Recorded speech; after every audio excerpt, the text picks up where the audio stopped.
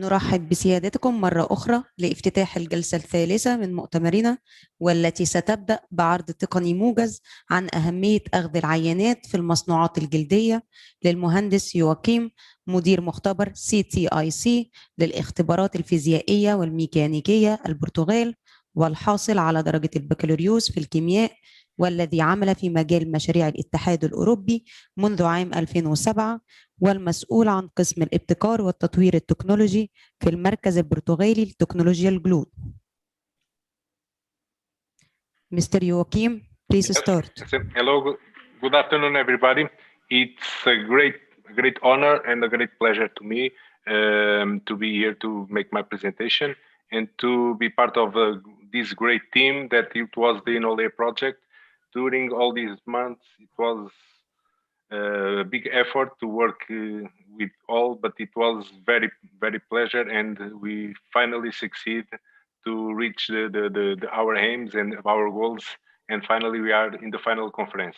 It is very sad for me to not be able to be present to make my presentation directly to you there in Egypt, because I've already been there for several times to do training for you, and I was always well received, and for me it's very sad now to be at this distance, but okay, we'll have another opportunities to meet again in the future, I hope.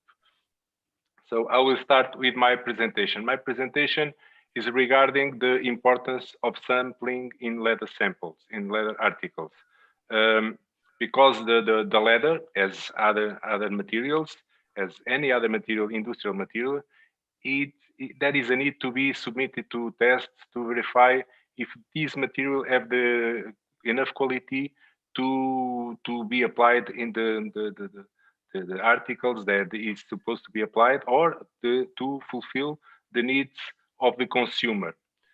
Normally,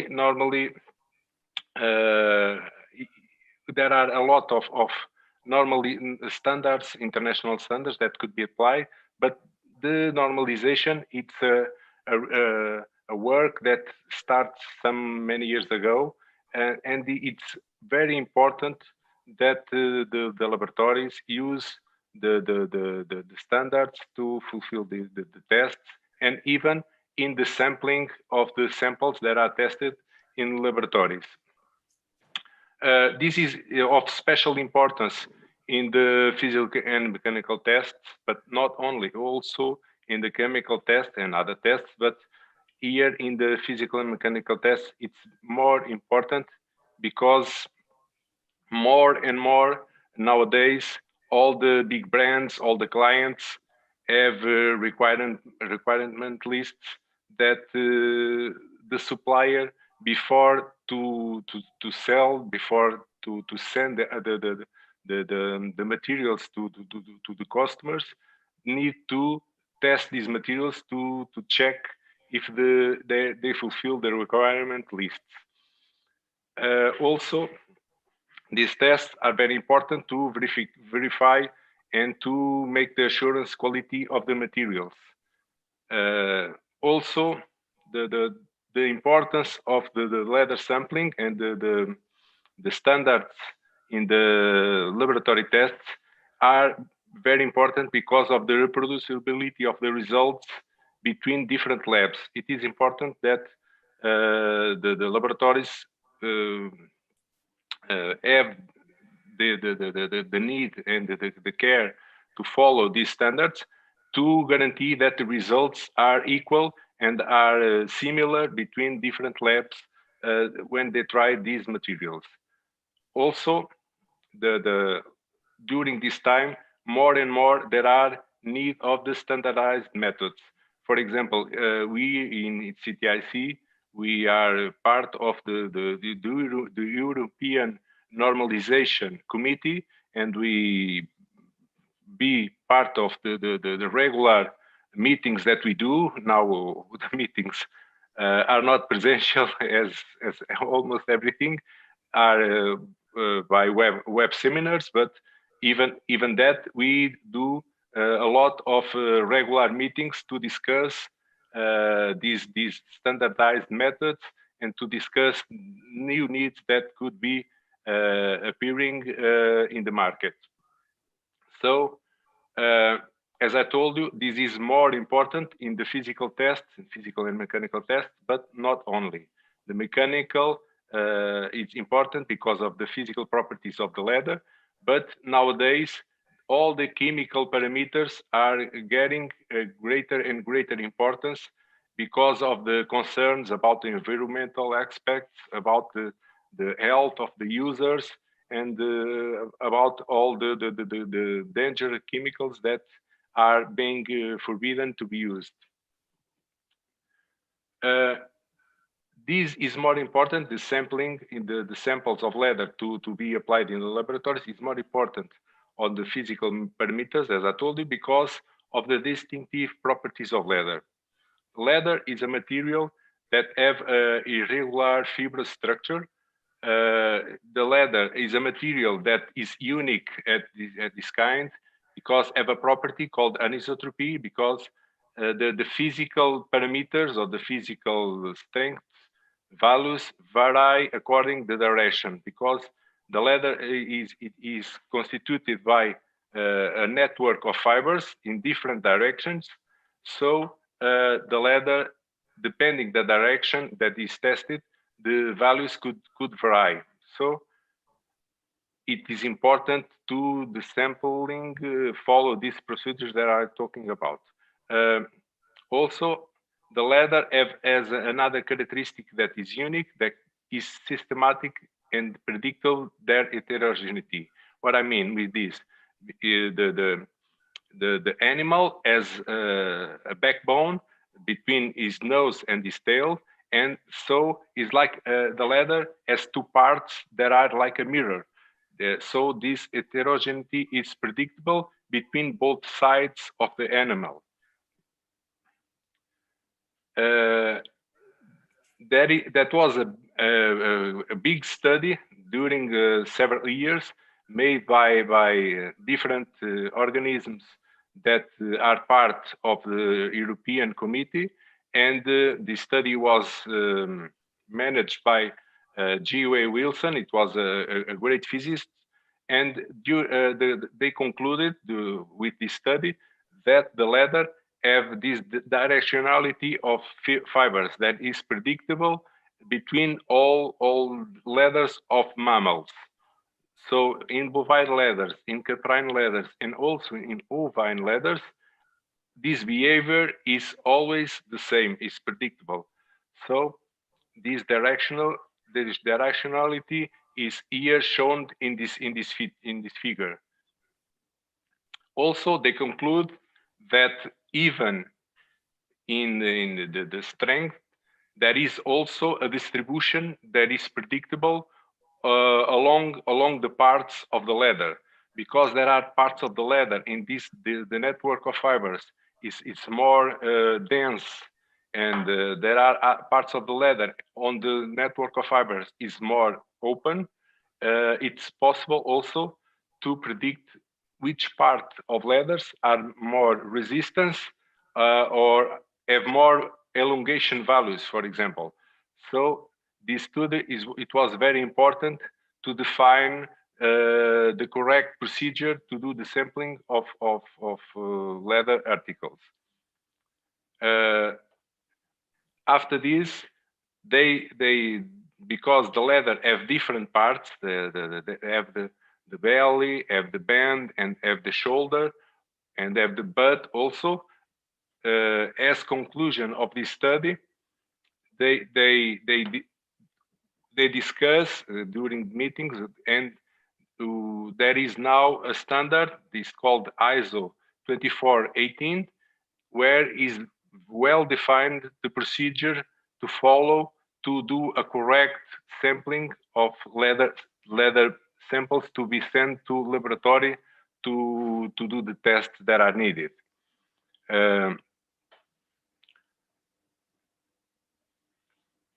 For example, for all skins and sides, there is a very special place that is the correct point to do the collect of samples to be sent to laboratory, because this is very important, because this part, this special point of leather, is representative of the whole leather.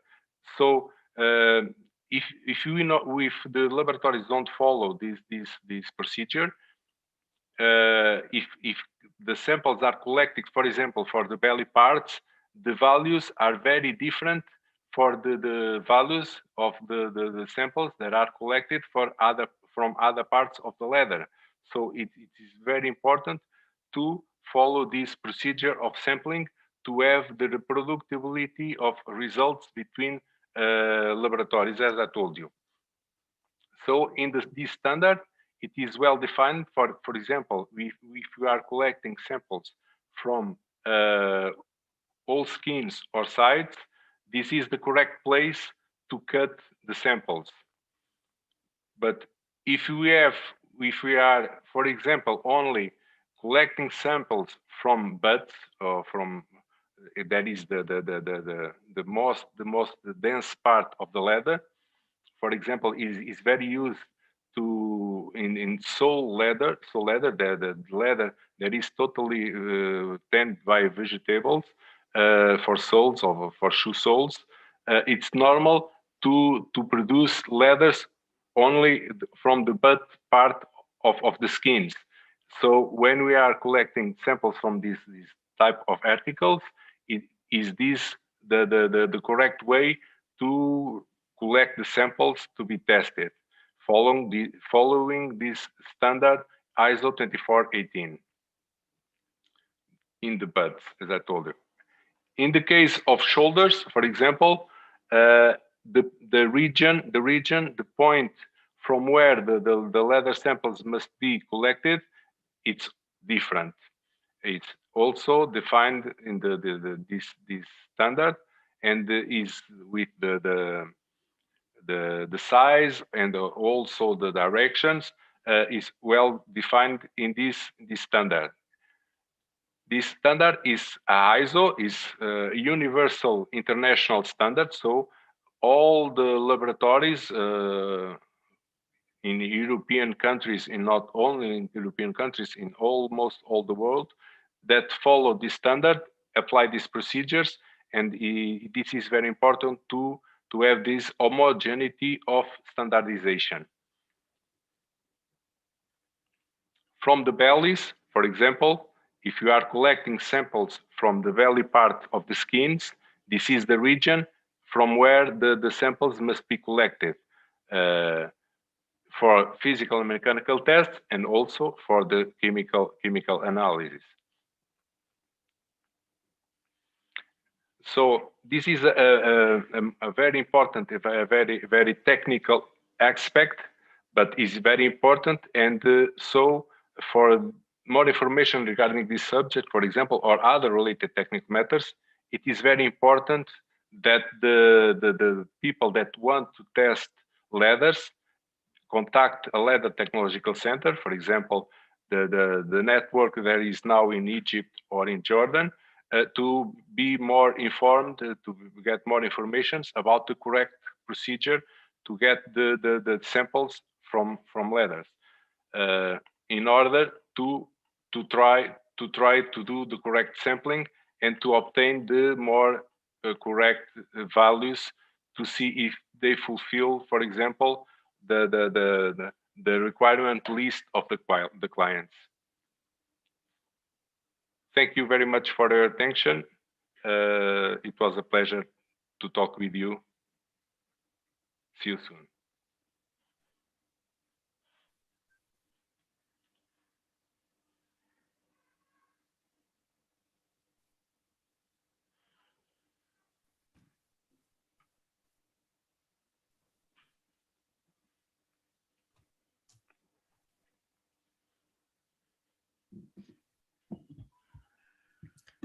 والآن مع ورشة العمل الثانية، ورشة عمل الاستدامة الفنية للمهندس يواكيم. Yes, please.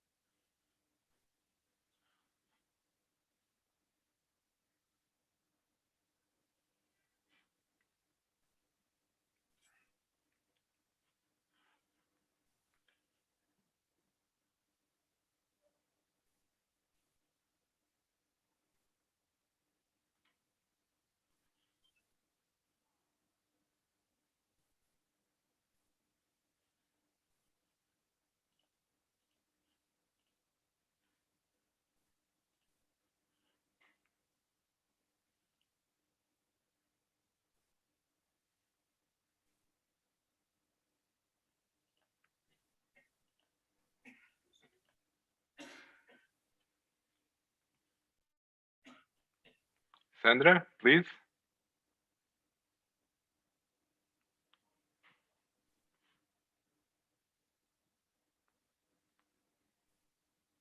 Sandra,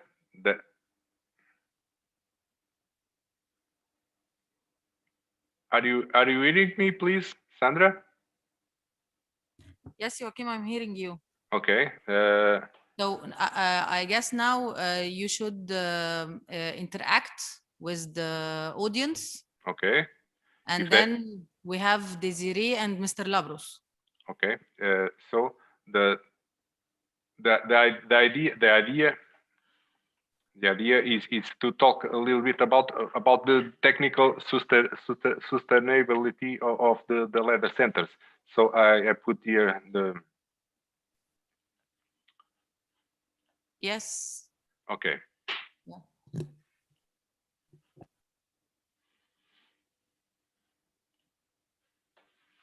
So the question is, for example, in your opinion, what are the greatest achievements of INNOLEA project in technical aspects? I would like to also hear your opinion, but in my opinion, the greatest achievement of the INNOLEA project was all the information that was transferred to the Egyptian and the Jordan leather centers that has been creating during this INNOLEA project. You have the opportunity to learn about all these technical issues related with leather, not only the laboratory aspects about technical, physical and mechanical tests and chemical tests, but also all the with the training that you have, you learn about the leather process, the leather wastewater treatment, and other very important matters related with leather. So, in my opinion, it was very important. It was a great achievement of INNOLEA project regarding technical aspects. But I would like to have your opinions if there is.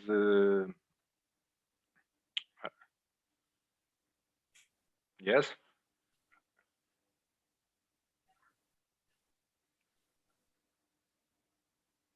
Do you hear me? I don't know if you are hearing me.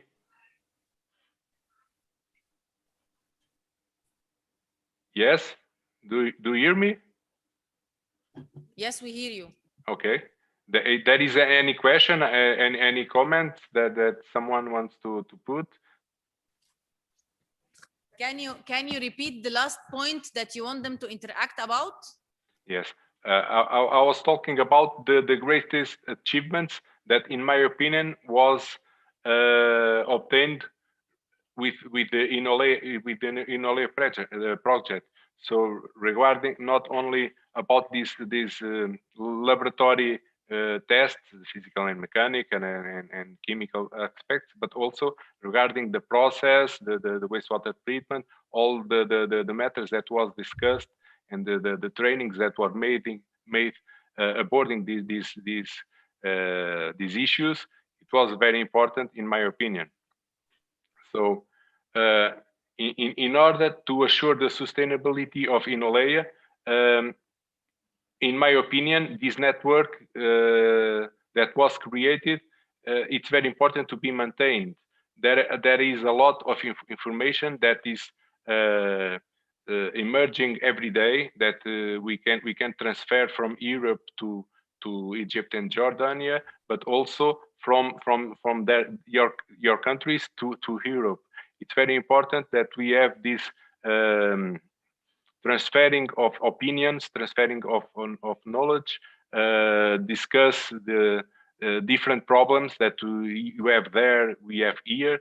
It is very important to maintain the sustainability of different leather centers, because here in Europe we are more closer than of the news that are being created every day. And also we discussed, as I told you, we discuss with several entities regarding the committees, European committees of standardization. So it is very important this updating, this daily or daily updating of the information. It is very important to assure the sustainability of the leather centers.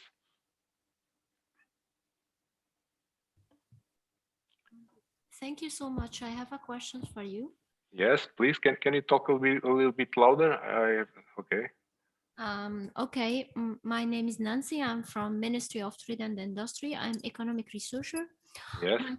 My question is, I think you know about the project of Ministry of Trade concerning Robeki cluster. It's kind of very big cluster development for leader, and inside they have a technological center for training industry. Okay. So my question is, what kind of training you can involve to train the workers inside the cluster? Because when I do my PhD regarding the cluster development in Egypt, I discovered that all workers claim that they need more trainings about the new training industry and technology. I think you have been in Egypt in Ministry of Trade, but you train sometimes maybe the worker inside the technological center or the employees. But do you have any kind of programs for workers for every firms? And as you know, we have small and medium and large firms inside the cluster. So mainly small firms are claiming that they need more technical trainings. So what can INNOLEA provide for them? Any help? Thank you. Okay. The question of the trainings and then the educational aspects will be discussed later in the other workshop that is following mine. But okay, I can do my opinion as well. Here in Portugal, for example, we do several different training sections for tanning industries, and not only for tanning industries, but to do training for employees of the leather sector. It is important, for example, that they understand, they know what is a leather, what is a skin, the properties of the skin. For example, that I was talking about my presentation, the distribution, the different distribution of the orientation of the fiber network, how it is important, the chemical constitution of the leather, why it is important, for example, during the leather process, have different pHs of work for different tanning materials. It is important they know the basis, the theoretical basis about a skin and about the work, the stages, the phases of the tanning process. The tanning process, it's like a chain composed by very different stages. Each stage have specific objectives, and the leather need to be worked to try to achieve the final results that is needed by that stage in specific. So it is important they understand, if they do something in one way, the result could not be the one that is aimed. I don't know if you understand what I'm trying to say. So yes, I understand. if they have this theoretical basis of knowledge, it's more easier, and it's very important. Here in Portugal, the technological centers have do these training sessions in a regular basis.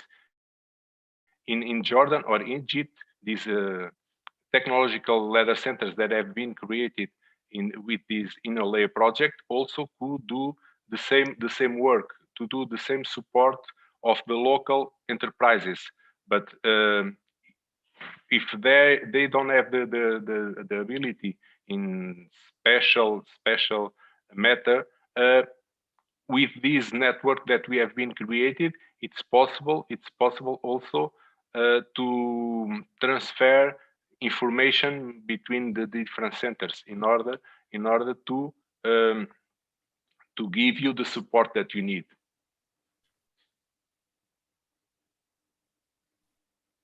Yeah, okay, thank you. I have one question for you. This is Rahima Sharif, the Vice President of Micro Project Committee. Is INNOLEA project is involved by any way with the handmade industry in Egypt? I mean, the micro project. You know, we are export the genuine leather to Europe and Spain and everywhere, and it returns to us to in the shape of bags and jackets and wallets and stuff like this. I mean, we export it in the shape of final product. Now we have in Egypt about 10,000 women in the poor areas, you know, like Robeki and stuff like this. They making a small industry by handmade, and you know it's more expensive than the genuine leather when it comes to industrial or mass production. My question is, INNOLEA project is involved with the handmade field by any way? Thank you. The proposals of this project was different. It was different that one that you are mentioning. So the INNOLEA project, it wasn't the objectives of the INNOLEA project. It was to create local technological centers they have the capacity, the ability to support you locally. You understand? It was not the objective of the INNOLEA project to do that you are talking about. It's a different matter. You mean this project, it's all about tannery? That's it? No, not only about tannery. It's about leather and all the aspects. But for example, during the project, there was some manifestation of interest of some people to learn, for example, about to do shoes, about to do other articles in leather. But the aim of this project was not that. It was not to support to teach how to do a shoe, to teach how to do a bag. It was not the aim of this project. You understand? So you need our leather. You don't need our final project. Thank you. I got it. What? Sorry, I didn't understood. You need our finest leather here in Egypt, and you are recommend the Egyptian leather, and you don't need to export our final product. That's it. No, it's not. Am I get right? No, it's not that the question.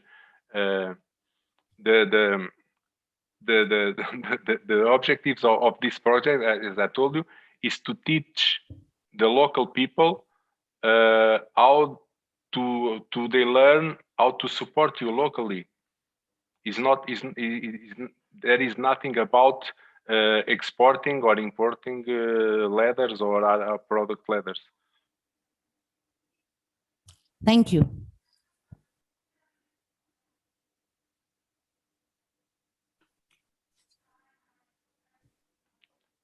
Any other question, please?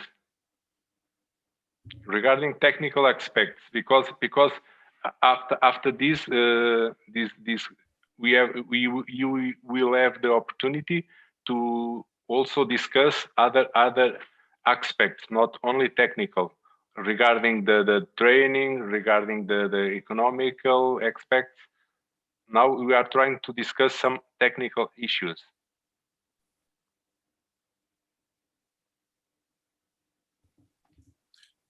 Have a good day, Mr. Yukin. Yes. I know you have a good experience in laser tanning technology. So my question is a technical one. Okay. Some tanneries here in Egypt they have a technical problem. It have a high percent of chrome 6, especially in white laser. I percent of what? Sorry. Have some tannery here in Egypt have high percent of chrome 6, Okay. especially in white laser. I wanted to know what is the reason of this problem and how we can treat. The chromium 6, the chromium hexavalent in leather. Yes. Okay. There is several studies regarding that. So there are some how can I say, some procedures that are not correct or can lead to the great amounts of chromium 6 in leather. For example, depending in the first place the quality of the chromium salts that you are using. There are some chromium salts that are of less quality than others, and they can lead more easily to that. Also, depending the basification parameters that you use during the final stages of tanning. There are some pHs that are more correct, and other ones that are more incorrect to use during the final stages of tanning procedure. Also, after that, in neutralization, for example, it's well known. If you use some different ammonium salts, or if you do neutralizations of very high pH, higher than 5.5, for example, if you do a neutralization to 6 or more, it's very, very catastrophic to the chromium in leather. If you for example, during dyeing, use ammoniac as a penetrator agent to the dyeing stuffs. If you use some kind of fat liquors, more raw, also can lead to improve the amounts of chromium 6 in leather. So there are several reasons that can lead to this, and if there are at the same time this one for if happens only one of these aspects that I told you, it's dangerous. But also, if it happens at the same time more than one, it's the probability of have very high amounts of chromium 6. It's very high also.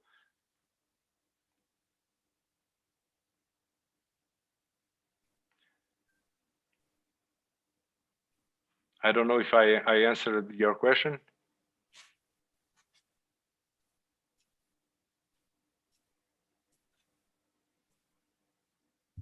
Thank you, Mr. Akin.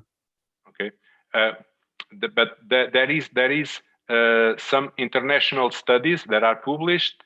If there is interest by you, I can send this information to the Egyptian leather centers for the ASTM or SVU, or also to the Jordanian leather centers that are now created, and they transfer this information for you.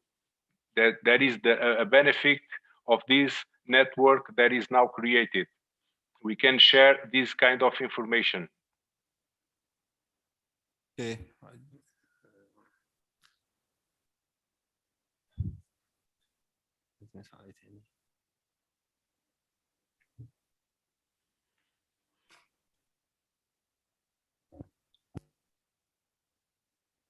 Yes? Any other question?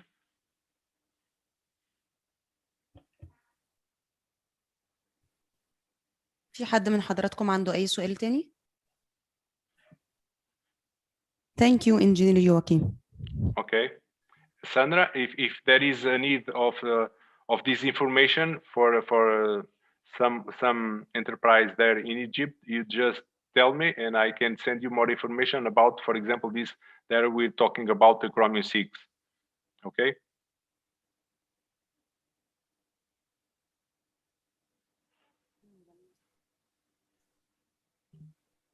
Okay, thank you. You're welcome. والآن سننتقل إلى ورشة العمل الثالثة مع عرض موجز من المستورد اليوناني دكتور لابروس حول معايير الجودة المطلوبة وفرص الأنشطة التجارية. دكتور لابروس هو العضو المنتدب في شركة الجلود الكيميائية والحاصل على شهادة البكالوريوس في العلوم الكيميائية وعلى درجة الدكتوراه في علوم البوليمر.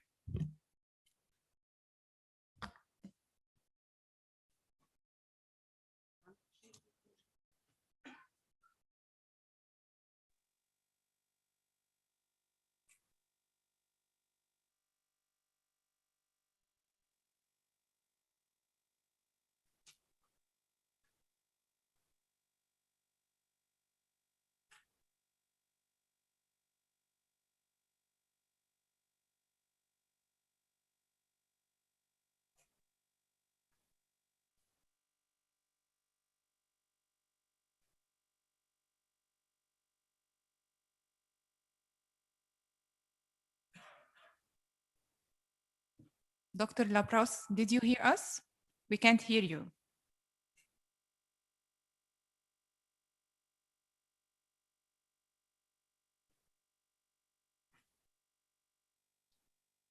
We still can't hear you.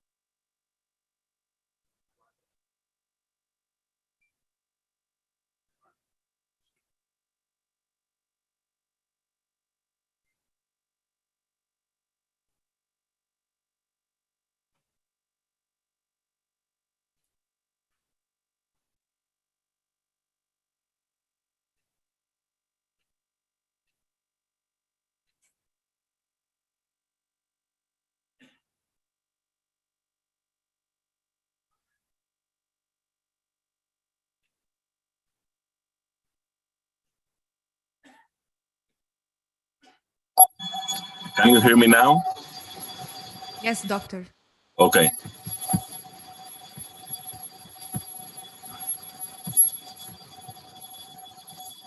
Well, let me start again.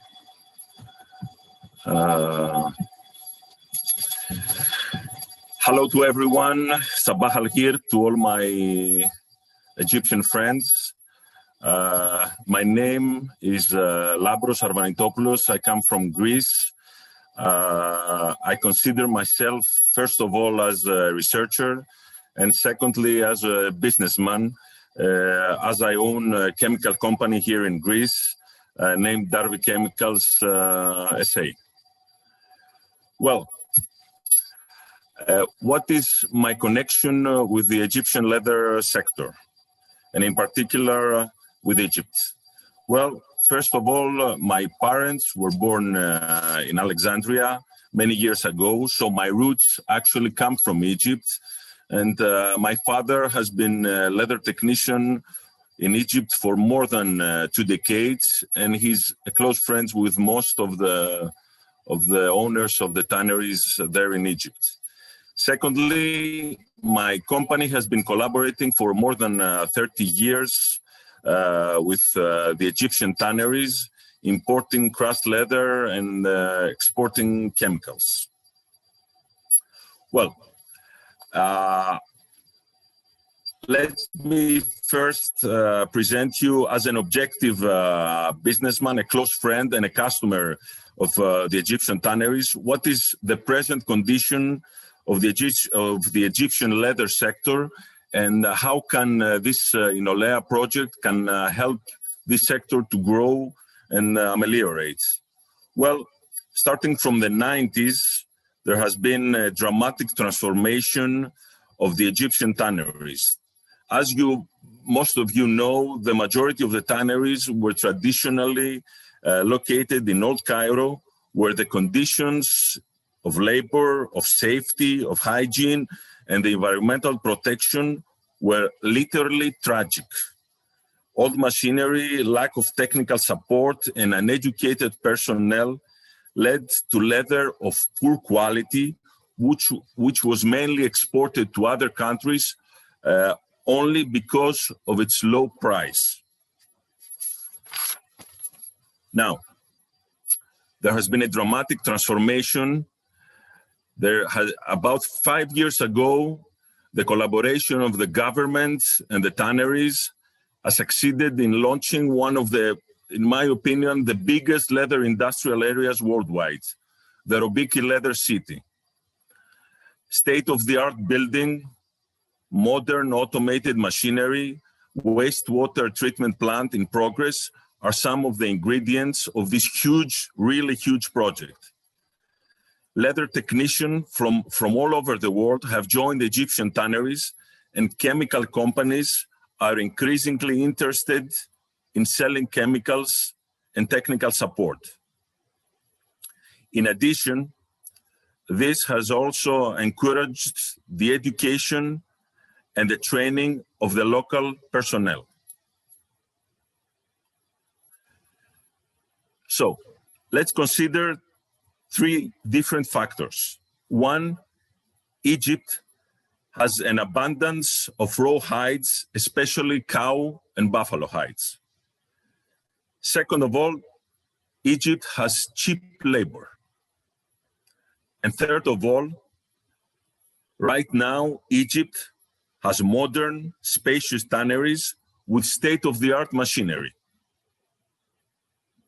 So the question is the following.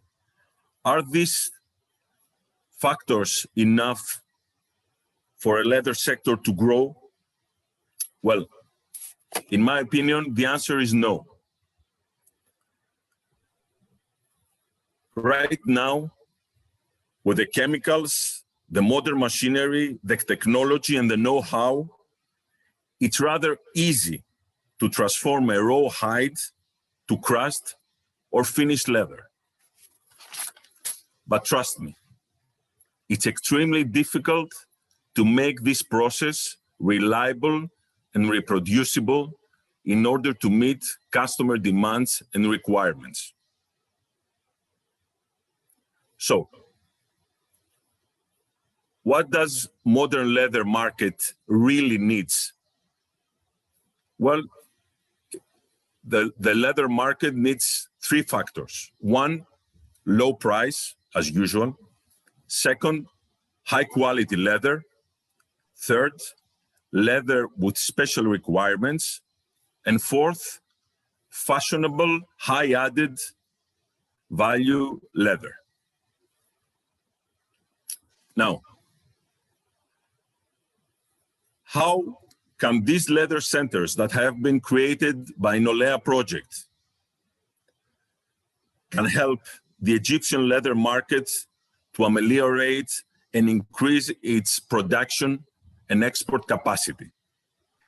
First of all, as far as leather quality is concerned, okay, through this project, there can be continuous testing of crucial chemical and physical properties of the leather throughout all stages of production. And this continuous testing can improve the quality and the reproducibility of the leather. So chemical properties such as moisture content, fatty content, especially in raw hides that are full of fat like sheep or lamb skins, chromium oxide content, ash content, the pH, and of course the content of hexavalent chromium can be tested through the whole procedure to meet the chemical requirements that the final leather needs. In addition, several physical properties and mechanical can be tested to ensure that the final leather product has indeed the properties that is intended to have. Some of them is the color resistant to abrasion and staining, the bending resistance, the textile strength, the extensibility of the leather, the waterproofness and the water vapor permeability of the leather, the thickness and the resistance to puncture and the dynamic tearing. Now, this continuous quality testing leads to proper chemical usage, to proper process continuation, and consequently to money-saving processes, and of course, to a reasonable leather price. Thirdly, leathers with special requirements. Leather centers can test leather properties that are needed for specialty items. For instance, waterproofness, oil-proofness, water vapor permeability, bending resistance for leathers that can be used for shoes, for army boots, for leathers, for garments, excuse me. Second of all, flame resistance for firefighter equipment, tensile strength, abrasion resistance, and staining resistance. There are special requirements for furniture leather. And of course, finally, crushed leather can be upgraded to increase the added value as a fashionable leather, okay, by controlling and testing, continuous testing, physical and mechanical properties in the special finishing procedure in order to meet customers and end user needs and requirements. Well, I really wish good luck to the performance of these leather centers. I thank you all for your attention. Shukran to you all, my friends, and goodbye. Thank you, Dr. Laprof. You're welcome.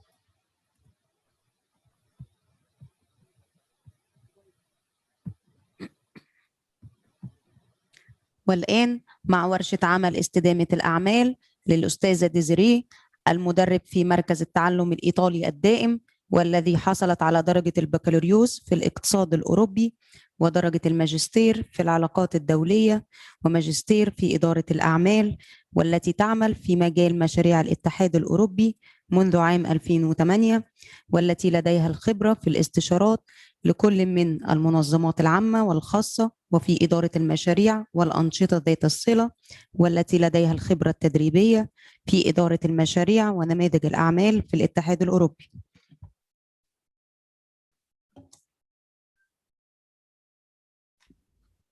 Hello. Can you hear me? Yes, we can hear you. Okay. We can share my presentation if you want.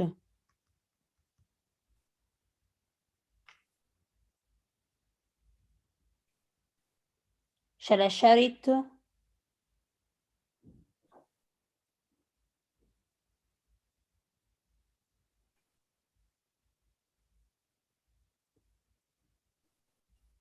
You are unable to share? No. Yeah.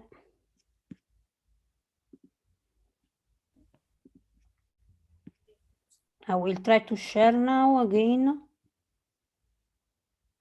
Now you are co-host. Okay, let me see.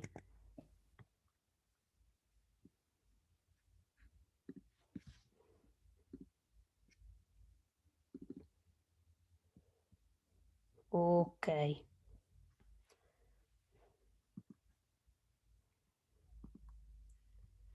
I am Desiree, and I work as a project manager for CHAPE. CHAPE is one of the partners involved in this project. CHAPE is an organization dealing with training and education. And my background is I have an MBA in business administration and sustainability, and I am specialized in entrepreneurship.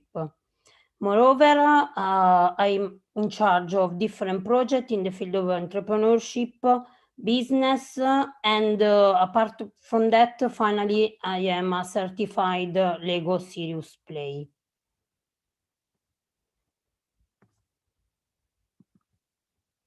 As we already started, the scope of this intervention of my speech is to try to understand what are the main issues connected to the result of INNOLEA project related to business. So basically, how can we exploit the result we have achieved during the project in the business field?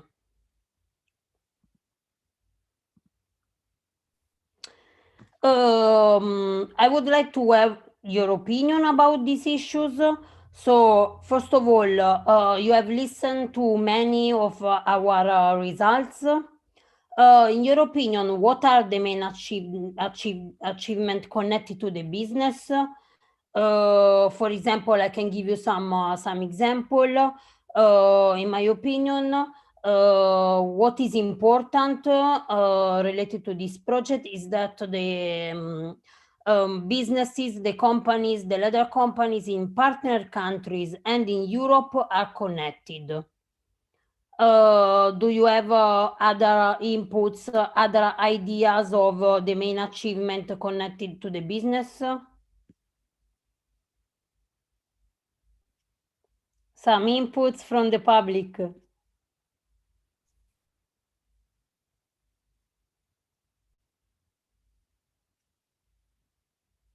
Nothing? What are your ideas? Sorry, can you repeat your question again? What are the main benefits that you see about the INNOLEA result, the benefit for the business relation? So basically, what are the key achievements, the main benefits for the enterprises in Egypt and in Jordan connected to INNOLEA? How do you see it?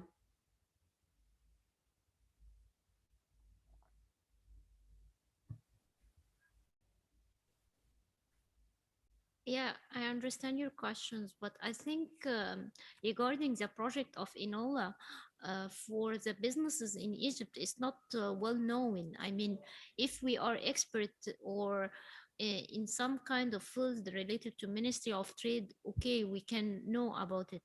But regarding firms inside the field, they don't know anything. So I think you need to have more kind of connection or websites or more expert to visit the firms and have this kind of coordination between the private sector, government, and the other NGO to inform a person who are interested in leather so they can have or take this benefit from INNOLEA. This is my opinion. Okay, so basically what you are saying is that if you see the third question, it's what are the additional action that we should implement. So basically, if we want to give the companies more benefits, we should plan some more visit and to get them more engaged in the next project, for example. And also the center that are created now within the university, this should try to involve companies as much as they can and try to put them in contact with European experts. So organizing visit and also, for example, visiting Europe in European companies to exchange best practice and so on, right? Yes, right. You should involve the three pillar. I mean, private partnership and PPP. So we can have this kind of coordination between the three elements from private sector organizations and NGO and more interested with INNOLEA. So you can have the benefit of your project. Yes, your project, you have done a good job that you have than a technological center inside the universities or inside Egypt and Jordan. But the next step, we need to ensure the sustainability of this by involving the actors and the stockholders to take benefit of this, and how they can take benefit from something they didn't know. So we need to have this kind of coordination and platform. Okay, okay. So basically, first of all, we should give you the knowledge. And then when you have the knowledge, we can involve you more by visits and so on. And the other thing you underline is that we should foster and promote and work to implement the knowledge triangle. So to put together policymaker, education, and companies together. And in this way, we can make the project sustainable. So basically, we need to collaborate with all the key stakeholders in Egypt and Jordan to make it sustainable. Thank you. Other ideas?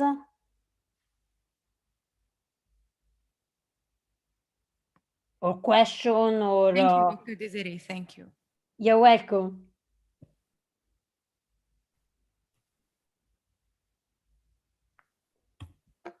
Some more inputs, some more ideas, for example, something you want to see in a new project or in further action? Thank you. You're welcome.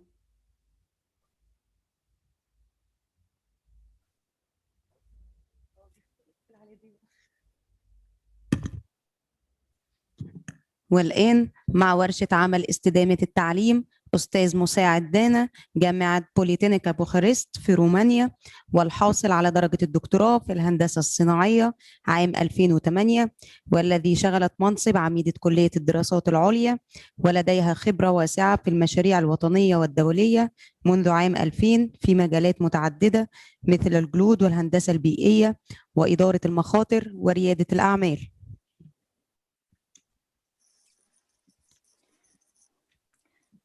Hello, dear colleagues.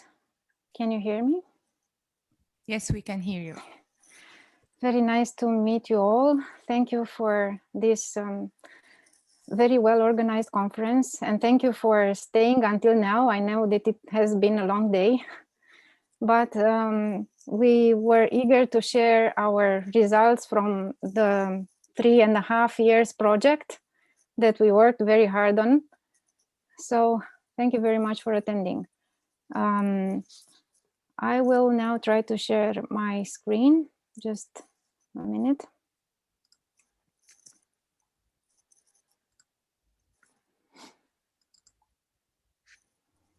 All right. My name is Dana Deselnicu. I come from Romania. I am a teacher at University Polytechnica of Bucharest. It is the biggest technical university in Romania. And it has been my great pleasure and honor to work in this project with all the partners and to get to know your beautiful countries and your beautiful people. I have been in Egypt, and but not in Alexandria, in Luxor, and I fell in love with your country. It's a wonderful country. You have a wonderful heritage, and I would come there anytime, but not on these times, crazy times that we are living with this pandemic. So I'm very sorry that I cannot be there. I hope to be there in the future. The objective of this workshop is just to discuss the educational part of this project that we try to build as sustainable as possible. Basically, we built 4 leather centers, 2 in Jordan and 2 in Egypt, and we try to equip them with the help of course, the most of the job was done by our Egyptian and Jordanian partners, but we try to help and assist them. So now you have in your countries 2 leather centers that are well equipped. They are state-of-the-art equipment. You have very well trained technicians and personnel. You have also, as a result of our project, a training toolkit, a very comprehensive training toolkit. It has more than 500 pages on leather manufacturing, leather technologies, chemicals, and also managerial and technical issues related to leather. So we try to cover all the leather aspects, or all the aspects in the leather industry. We tried to enhance the leather sectors both in Egypt and both in Jordan. We know that you have a very long history in leather. You have a very robust workforce. You have a very abundant raw materials market, and you have a huge consumers market. So you have we have all the prerequisites in order to develop a successful project in leather. And we think that we brought some good addition to what you already have in order to develop further this industry. Now relating to the education part of our project, well, I think I have been already introduced. I will not insist on that. We wanted to discuss how this project can help the local businesses and the local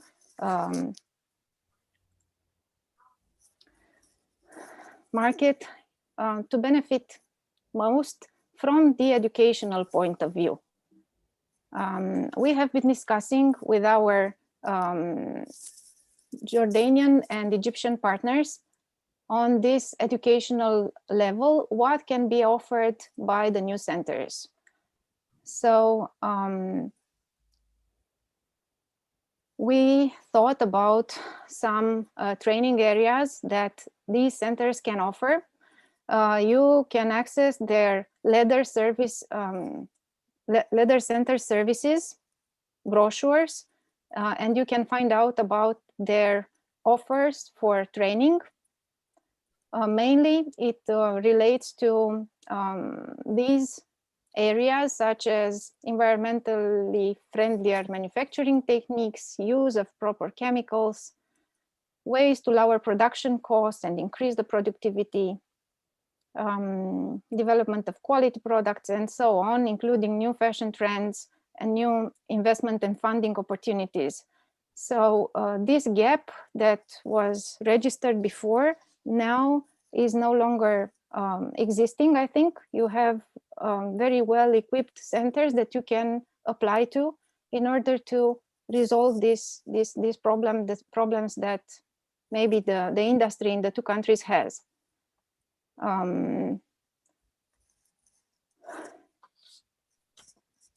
I would like to specify that our colleagues from Jordan and Egypt are well qualified to offer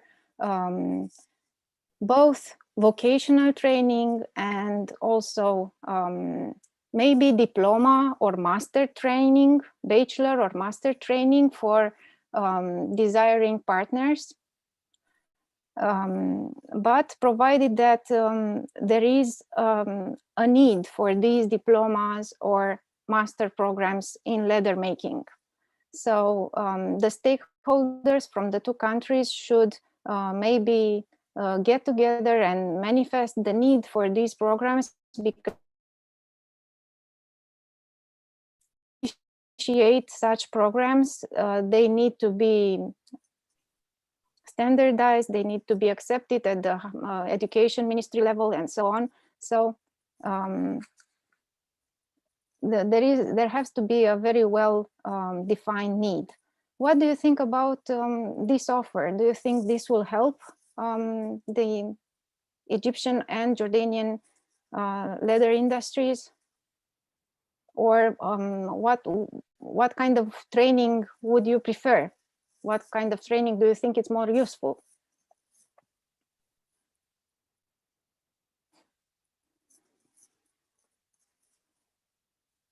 So you ask now a question regarding PhD and master program or vocational trainings? Well, a PhD, I don't think we can do right now. The PhD is the highest kind of university training, but I think that maybe bachelor or undergraduate programs or master programs can be done. And also vocational trainings for workers or for students or for managers of the leather companies. What do you think about that? Yeah, it's very important to have this kind of, I think the most important now is vocational trainings, because we have a lot of labor, as you said in the beginning, that this sector employs a large labor, labor intensive product. So if they are not training as well in the final standard and latest technology, so it will be fine to have this kind of vocational training. So the next step for INNOLEA to be sustainable, so to provide this kind of vocational training and then bachelor degree and undergraduate, so you can build from the scratch, from the primary, and then go further for further study. This is my opinion. Thank you very much. Maybe from the business people, what do you think you need? Or maybe related not of the kind of the training, but to the subjects of the training. What would be the most important training subjects that you would need? I think for business, they are keen about marketing and how they can be involved in international fairs so they can export more. So if they have a good product, and the tanning industry in Egypt is ranked number 5 among the world, so they need to penetrate in other fair and outside. So what is missing is kind of marketing management for business, I think. Very well noted. Thank you very much.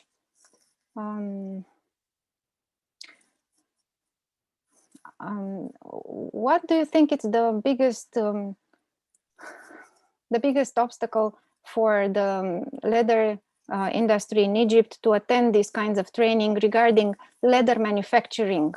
Because from what we studied in this project, leather manufacturing both in Egypt and Jordan, although there is a very big industry, there are more than 17,000 companies in this sector. They are still doing leather manufacturing in a very old traditional way, so not a modern approach. How do you think it would be better to approach them in order to modernize the process, maybe countrywide? I will talk about Egypt because I'm more concerned. Yes. So nowadays, since 2016, after the relocation of the tanning industry in Rubeki leather city, now we have a modernized, machinery. So most of them have developed the machinery since 2018. So they don't have a problem in technology. They need trainings to be trained in this kind of technology. So if, as example, they need the latest brands in sample for leather, so to be exactly like the same in Italy or Spain, they have the technology, but they need more trainings. This is what I think. And also I think we have a question since the last session. We talk about the end products.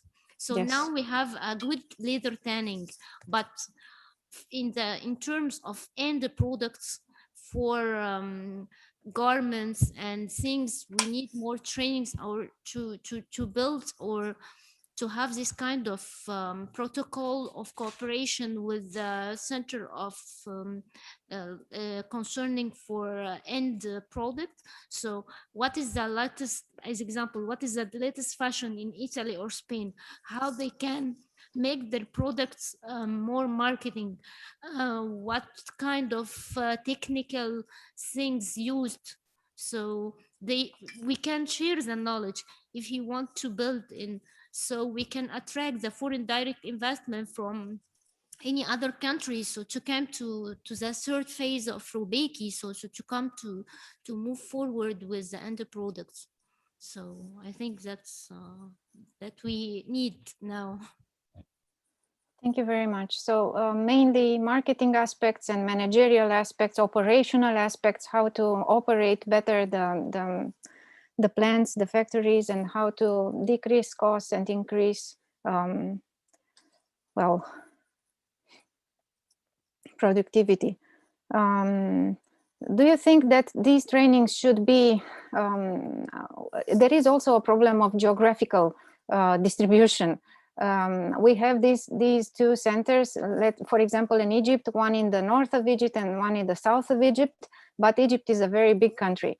So how do we bring the workers to these centers? And maybe we can also do some hybrid trainings online and offline, meaning face-to-face. Of course, it would be better to be face-to-face because you have to feel the leather and to experience it. But maybe we can do also digital or online trainings. Do you think it would be appropriate for the Egyptian leather sector? Yes, at that time, you know, since COVID-19, everything is doomed. So you can even start with small trainings about overview about the latest technology in tanning industry in Europe and how they can manage if they have a problem, like our colleague said about the increase of chrome in some kind of solutions. So kind of knowledgeable things to start with to be beneficial for all, I think. And then the ministry have to market this for the firms so they can access to this kind of platform. Thank you very much. I would like to tell you that all the training materials are a result of our project, and they are more or less public on our website, so you can consult them. But obviously, you need the transfer of knowledge from your expert that took these trainings in Europe. There have been 4 capacity building sessions in Europe. So from what I understand, training could be one of the sustainability pillars of this project. Training is mostly needed, and I think that 4 centers can develop it greatly to the benefit of the leather sectors in both countries. Other sustainable pillars should be consultancy, maybe, about marketing and about management and about financial inputs for the leather companies, and also maybe certification and maybe analysis and tests for the leather for the certification in order to meet the European and worldwide standards. So you now have 2 centers that can do this for the moment. They are fully equipped and fully trained to do this in your country. I hope that it is not, it is just the beginning, but I think it's a very good beginning and we can all benefit from it. And I hope that we will have other products, other projects in order to develop other maybe connected industries like fashion industry or shoes industry or other garments industry that badly need it. This project was focused on leather, and I think we did the beginning, and let's hope that we will be successful in succeeding this project. Now I would like to ask you if you have any more questions or suggestions for the educational part of this project. We would be happy to hear about your suggestions.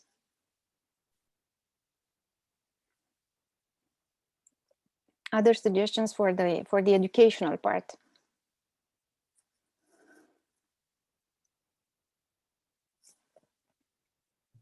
Thank you, Dana. Thank you very much, Dan. Thank you very much. Thank you.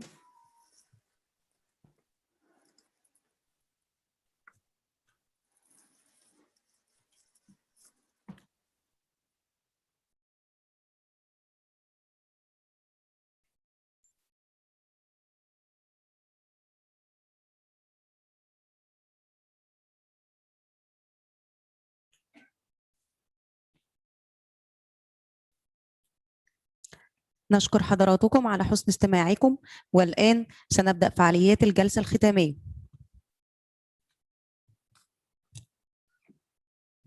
يسعدني ممثلة عن كلية النقل الدولي واللوجستيات بالأكاديمية العربية للعلوم والتكنولوجيا والنقل البحري، ويسعدني عن نفسي كمديرة للمشروع الإنولية بالأكاديمية أن أختتم هذا الحدث الهام وهذا المؤتمر النهائي لمشروع الإنولية الابتكار في صناعة الجلود في الأردن ومصر في مقر الأكاديمية العربية للعلوم والتكنولوجيا والنقل البحري، إحدى مؤسسات جامعة الدول العربية بالإسكندرية ومن أهم مؤسسات التعليم العالي بجمهورية مصر العربية.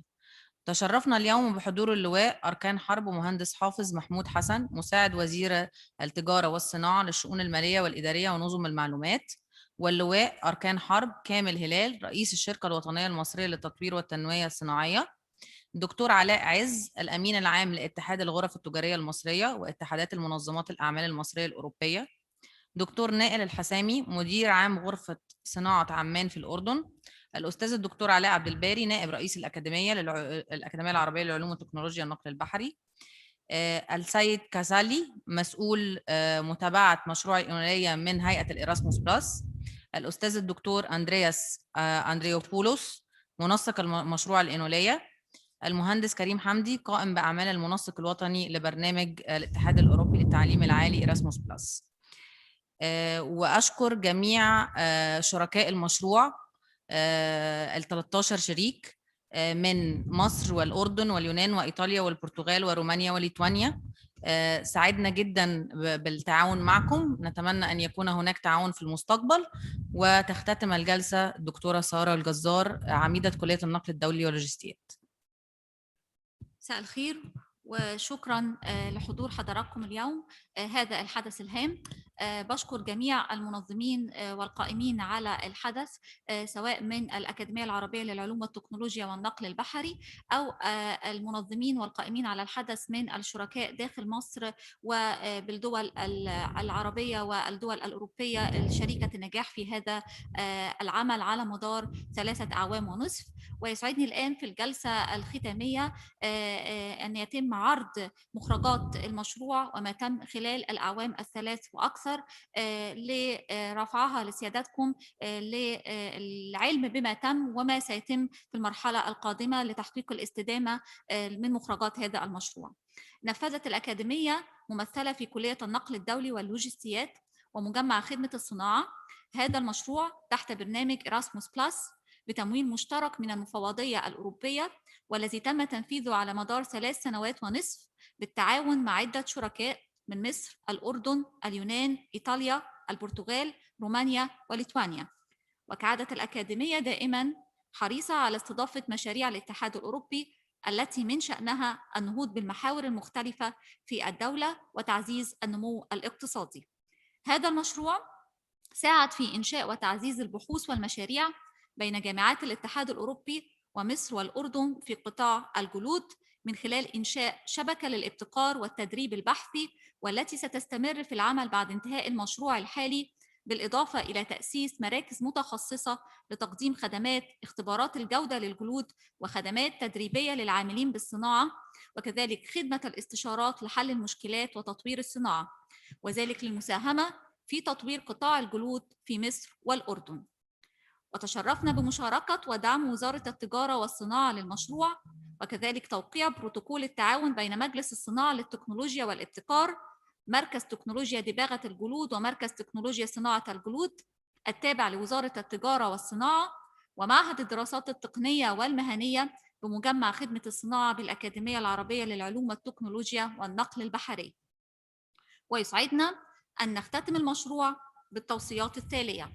أولاً، توظيف مراكز الجلود التي أنشئت في الأكاديمية العربية للعلوم والتكنولوجيا بالإسكندرية وجامعة جنوب الوادي بقنا ضمن مشروع إنوليا لتطوير صناعة الجلود في مصر، وتستهدف المراكز أن تكون ذات قيمة مضافة للجامعات الشريكة لخدمة قطاعين الدباغة والتصنيع، وكذلك تثقيف وتأهيل الطلاب والباحثين لتنفيذ مشروعات البحث العلمي التطبيقي، وكذلك تطوير الدباغة والمنتجات ودعم بدء شركات جديدة في المجال.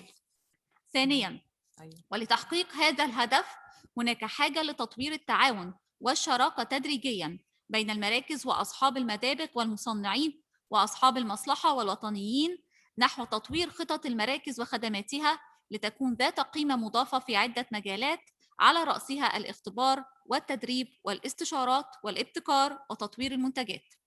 ثالثاً، وجوب استكشاف فرص أعمال جديدة للصناعات الجلدية المصرية التي تتحول من المنافسة القائمة على الأسعار فقط إلى مجالات أخرى من المنافسة تركز على الجودة والشهادات وتصميم المنتجات والتطوير والابتكار.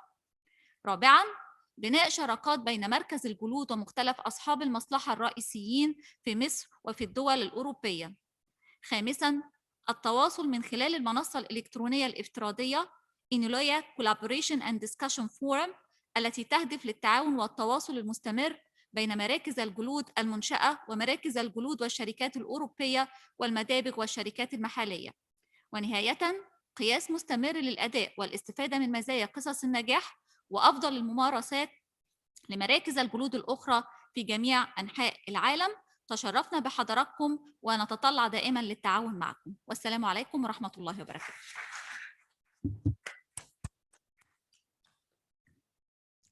شكرا لحضوركم وحسن استماعكم وتشريفنا، والآن نستأذنكم في التوجه لتناول طعام الغداء بالمطعم الرئيسي. ممكن ناخد صورة لو تحبوا قبل ما نروح المطعم، لو تتفضلوا ناخد صورة.